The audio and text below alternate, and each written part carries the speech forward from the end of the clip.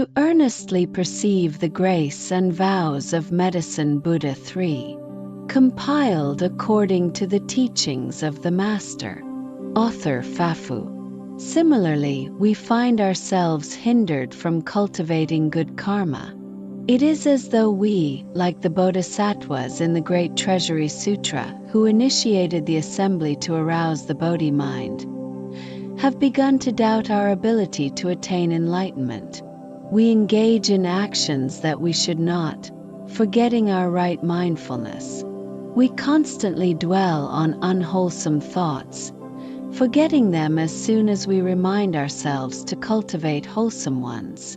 This is precisely what is meant by karmic obstacles.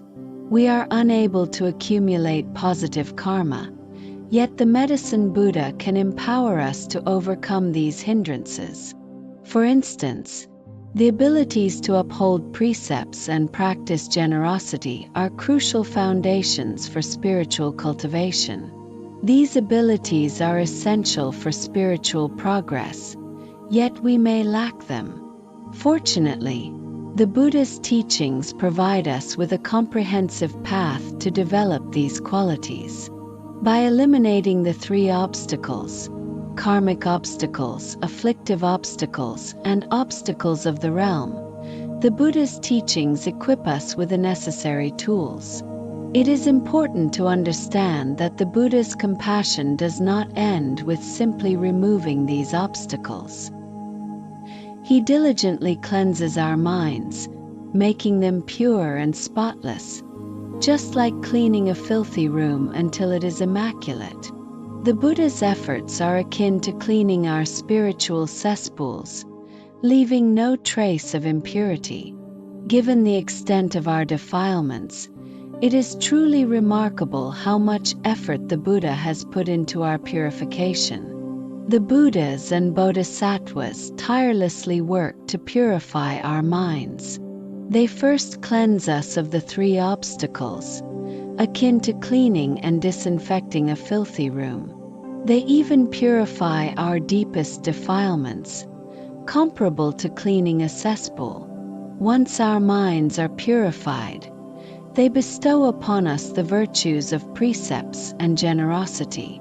With these newfound abilities, we can engage in virtuous practices with diligence. This is far beyond simply giving us a gift package. It is a profound act of purification. Consider the karma we have created. Is it truly deserving of such selfless compassion from the Buddhas and bodhisattvas? The mere task of purifying our minds is arduous enough.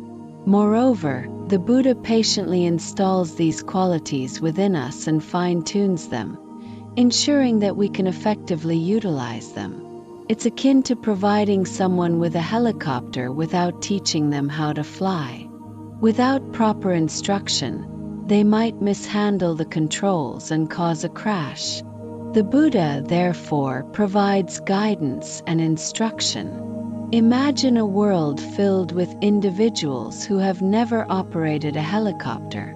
If we were to simply give them one, they would be unable to use it. Thus, the Buddha must teach us how to skillfully employ the tools of spiritual practice. This comprehensive service provided to sentient beings is a series of interconnected steps. Yet, we often take it for granted and fail to appreciate the vastness of the Buddha's compassion. If we were to sincerely repent for even one negative karma and strive to overcome a single obstacle, we would discover how arduous the process truly is. Most of us would be unable to accomplish this due to our lack of faith, mindfulness, diligence, and other essential qualities. Instead, we are often consumed by worldly desires. Therefore, relying solely on our own efforts, it may take countless lifetimes to purify even a fraction of our negative karma. Given the difficulty we face in changing even a single negative habit, it is evident that transforming all our negative karma would be an insurmountable task.